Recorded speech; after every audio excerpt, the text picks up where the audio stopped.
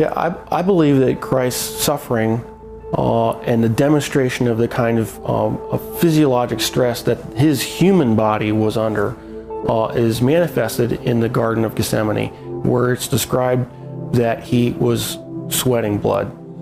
And there is a well-documented medical condition in which patients who are under tremendous amount of emotional stress and physiological stress can in fact sweat blood, because little blood vessels within the glands burst and then the blood is expressed.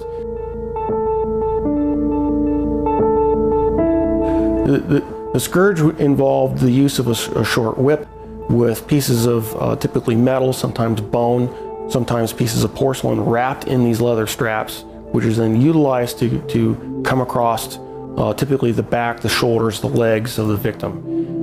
And the first few passes across a particular body part would tear through the skin, the fat, but eventually, once the outer layers were torn away, it would start getting in the muscle and the tendon.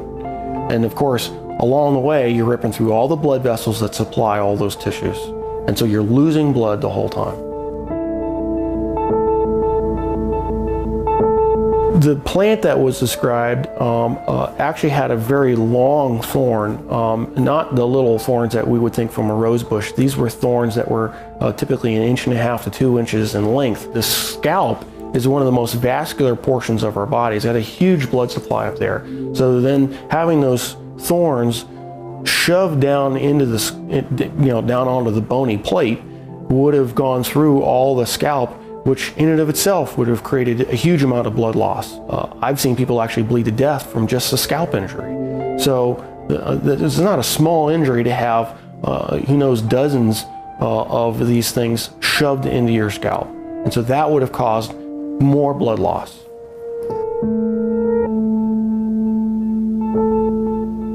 Typically when a victim has to carry the cross, what has been described in the literature, in actual Roman literature, is they describe they carry the crossbar, and the crossbar is estimated alone was estimated to weigh about 110 pounds. And of course, if your arms are stuck out here, wrapped up on the crossbar, and you fall down, you need help getting up. You just can't get up on your own, because there's no possible way without your arms to get up. So he would have needed help getting up. If he fell over, there's a good chance that he could have hit his chest, which then could account for the possibility of a cardiac injury. Anatomically, we consider the wrists as part of the hand, and so with the placement of the nails between the radius and the ulna at that position, it still fits the definition of being in the hand, and it's in a position in which the nail won't rip out, which you have to have a solid point of fixation. Another interesting point about the placement of that is the median nerve goes right straight through that particular portion of the wrist, and so there would have been either destruction of the nerve or impingement of the nerve that would have created a tremendous amount of pain, so that every time you try to take a breath, it'd be agonizing. You'd be pushing down on spiked feet, which of course hurt, and then you'd be hanging on spiked arms.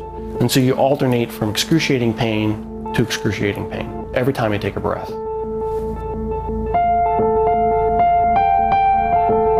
So even if he survives the actual crucifixion, he would have had to survive what I believe to be a lethal injury from the spear to find out whether he was alive or not. What's described is the loss of water and blood, and that would entail either either pleural effusion or pericardial effusion, and the blood would have come from either pulmonary artery, a pulmonary vein, the aorta or vena cava, or the heart itself. None of those injuries, unless you're treated immediately by a trauma surgeon like myself, with all the advanced equipment that we have, would be survivable after even a few minutes. Christ, as the Son of God, could have survived anything. He chose to manifest himself as a human at that point in time and allowed himself to die. And being human at that point in time, he could not have survived this particular series of traumas. It's not possible. Christ as God could have survived anything they threw at him. But he chose to be Christ, the human, at that point in time to die for our sins. And that given that self-limitation of remaining to be human, he died. He did not survive the event.